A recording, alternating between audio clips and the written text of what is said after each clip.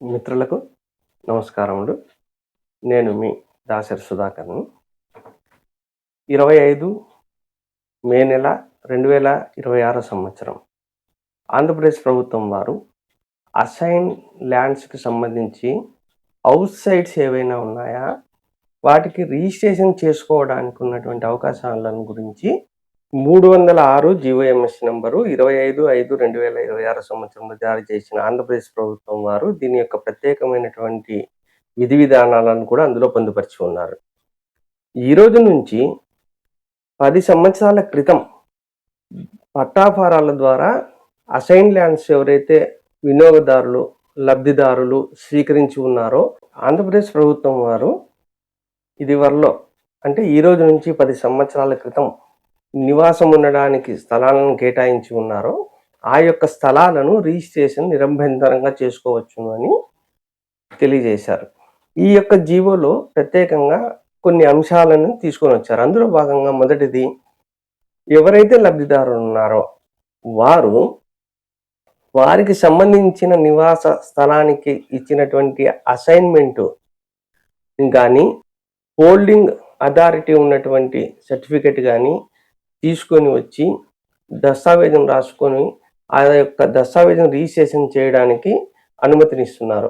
అయితే ఇందులో ఒక చిన్న విషయం ఏమంటే, ఆ యొక్క నివేశానికి సంబంధించినటువంటి సర్టిఫికెట్ దస్తావేజుతో పాటుగా దాన్ని కూడా మనం సబ్ రిజిస్ట్రార్ గారికి హ్యాండ్ఓవర్ చేసి ఉండాలి. అదేవిధంగానే ఈ యొక్క నివేశిత స్థలములో లబ్ధిదారులు ఎవరైతే ఉన్నారో వారు ఇల్లు నిర్మించుకొని ఉన్నట్లయితే ఆ ఇంటికి సంబంధించినటువంటి ప్రాపర్టీ ట్యాక్స్ సర్టిఫికెట్ కూడా చాల్సిన అవసరం ఎంతైనా ఉంది. ఈ అసైన్డ్ అవుట్ సైట్కి సంబంధించి రిజిస్ట్రేషన్ చేసుకునే సందర్భంలో ఒరిజినల్ పట్టా ఫారంని, తర్వాత అసైన్డ్ అలాట్మెంట్ ఆర్డర్ని జత చేయాల్సిన అవసరం ఎంతైనా ఉంది. మనకిచ్చినటువంటి పట్టా ఒరిజినల్ దస్తావేజుకి సమర్పించుతూ సబ్ రిజిస్ట్రార్ గారు 10 సంవత్సరాల క్రితం ఈ యొక్క పట్టాను జారీ చేసినట్లుగా రుజువు చేసుకున్న తర్వాత దాన్ని రిజిస్ట్రేషన్ చేయడానికి అనుమతినిస్తారు.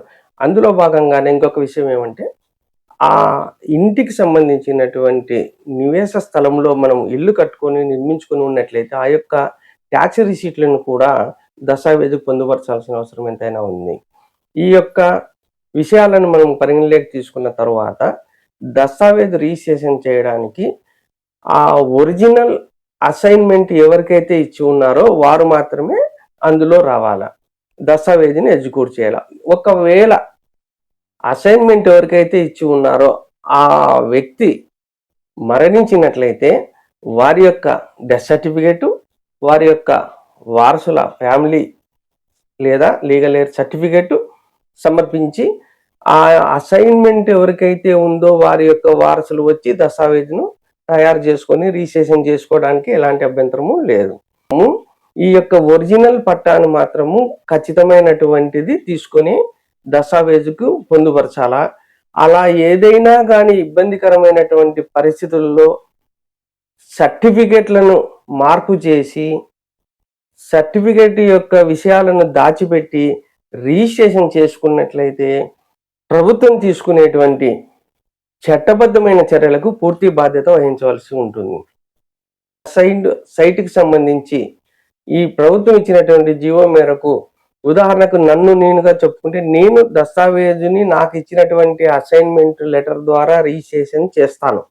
చేసిన తర్వాత ఎవరైతే సమ్ ఎక్స్ అనే వారు నా ఆస్తిని కొనుగోలు చేసి ఉన్నారు, ఆ కొనుగోలు చేసినటువంటి వారు 90 రోజుల వరకు ఉండి అటు తరువాత అంటే 91వ రోజు నుంచి భవిష్యత్తులో ముందుకు జరుగు దినాల్లో ఎప్పటికైనా కానీ ఆ ఎక్స్ అనే వ్యక్తి ఈ యొక్క దస్తావేజ్ అంటే ఈ సమయంలో నేను అతని పేరు మీద రిజిస్ట్రేషన్ చేసిన దస్తావేజును ఆధారంగా చేసుకొని ఆ యొక్క దస్తావేజుల ఆధారంగా మరిన్ని ట్రాన్సాక్షన్స్ జరుపుకోవచ్చు. అతను నేను అమ్మినటువంటి ఎక్స్ అనే వ్యక్తి ఇంకొకరికి అమ్ముకోవచ్చు, ఆయకం పెట్టుకోవచ్చు, దానం ఇచ్చుకోవచ్చు, ఏమైనా చేసుకోవచ్చు. ఆ సందర్భంలో ఈ రోజున నేను చేసిస్తున్నటువంటి సందర్భంలో ఏ దస్తావేజులు, ఏ సర్టిఫికెట్లు అయితే దాఖలు చేస్తున్నానో దస్తావేజు పాటుగా అవన్నీ అప్పుడు అవసరం లేదు. ఇది స్పష్టంగా చెప్పారు ప్రభుత్వం వారు.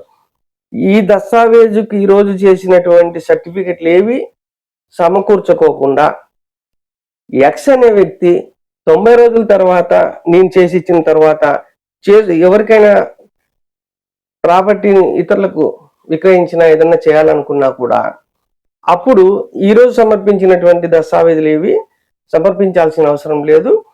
ఆ రోజున దస్తావేజ్ ఏదైతే ఉందో మన రిజిస్ట్రేషన్ డిపార్ట్మెంట్ లో ఉన్నటువంటి అసైన్డ్ 222A కింద ఉన్నటువంటి ప్రాపర్టీ అయినా కూడా వాటిని సబ్ రిజిస్టర్ గారు రిజిస్ట్రేషన్ చేయాల్సిందే. ఆ దస్తావేజును ఆధారంగా చేసుకునే రిజిస్ట్రేషన్ చేయొచ్చును. ఈ రోజున ఈ జీవోని ఆధారంగా ఈ పట్టా అసైన్ ల్యాండ్ ని ఏ విధంగా అయితే రిజిస్ట్రేషన్ చేశామో 90 రోజుల తర్వాత జరిగే ట్రాన్సాక్షన్లన్నిటికీ ఇక మిగిలిన సర్టిఫికెట్లు ఏవి లేకోకుండా రిజిస్ట్రేషన్ కంపల్సరిగా చేస్తూనే ఉండాలి.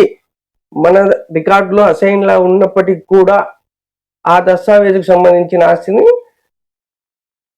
ట్రాన్సాక్షన్ చేస్తూనే ఉండాలి అని చెప్పారు. ఇందులో ఒక ముఖ్యమైనటువంటి విషయాన్ని ఈ జీవోలో పొందుపరిచి ఉన్నారు. అది ఏంటి అంటే సర్వే నెంబర్ కానీ, బ్లాక్ నెంబర్ కానీ, ప్లాట్ నెంబర్ కానీ, ఈ 3 ప్రధానమైనటువంటి ఆధారాలు అసైన్మెంట్ సైట్ కి సంబంధించి. ఇందులో ప్లాట్ నెంబర్ మాత్రం కంపల్సరిగా వేసి ఉండాలి దస్తావేజులో.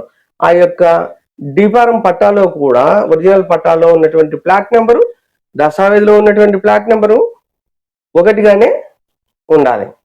మిత్రులారా, ఈ యొక్క జీవో వల్ల గ్రామీణ ప్రాంతాల్లోనూ పట్టణ ప్రాంతాల్లోనూ జీవోఎంఎస్ నెంబర్ 306 25 మే నెల 2026 సంవత్సరంలో ఇచ్చినటువంటి ఈ జీవో మేరకు మనము మన యొక్క అసైన్డ్ కి సంబంధించినటువంటి డిఫారం పట్టాలకు సంబంధించి నివేశిత స్థలాలు అయినప్పటికీ నివేశిత ఇల్లు అయినప్పటికీ 10 సంవత్సరాలు ముందుగా ఉన్నట్లయితే రిజిస్ట్రేషన్ చేసుకోవడానికి ఎలాంటి ఇబ్బందులు లేవని ఈ యొక్క జీవో మనకు స్పష్టంగా తెలియజేస్తున్నది. ఈ అసైన్ అవుట్ సైడ్స్ కు సంబంధించి ప్రభుత్వం వారు ఇచ్చినటువంటి అవుట్ సైడ్స్ తో పాటుగా ఈ యొక్క వన్ టైం సెటిల్మెంట్ కి సంబంధించినటువంటి డాక్యుమెంట్స్ రిజిస్ట్రేషన్ అయినటువంటివి జీవో తరపున మనకు వెసులుబాటు ఉందనే విషయం కూడా మనం ఖచ్చితంగా తెలుసుకోవాల్సిన అంశం. ఈ యొక్క జీవోకి సంబంధించినటువంటి ఆంధ్రప్రదేశ్ రాష్ట్ర దస్తావేజ్ లేఖల సంక్షేమ సంఘం అధ్యక్షులు శ్రీ పెనుమాక వెంకట సుబ్బారావు గారు, కోశాధికారి అవ్వారు సత్యనారాయణ గారి సహకారం తీసుకొని ఈ యొక్క వీడియోని చేసుకుంటున్నాము.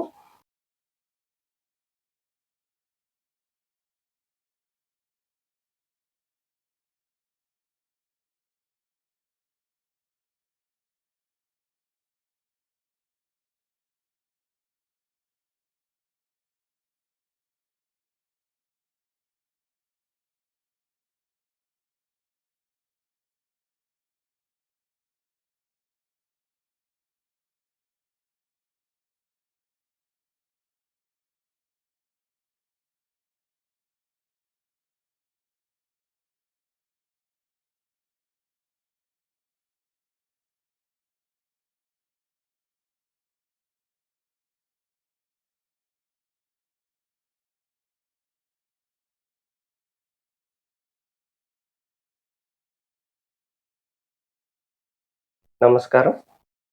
జై హింద్.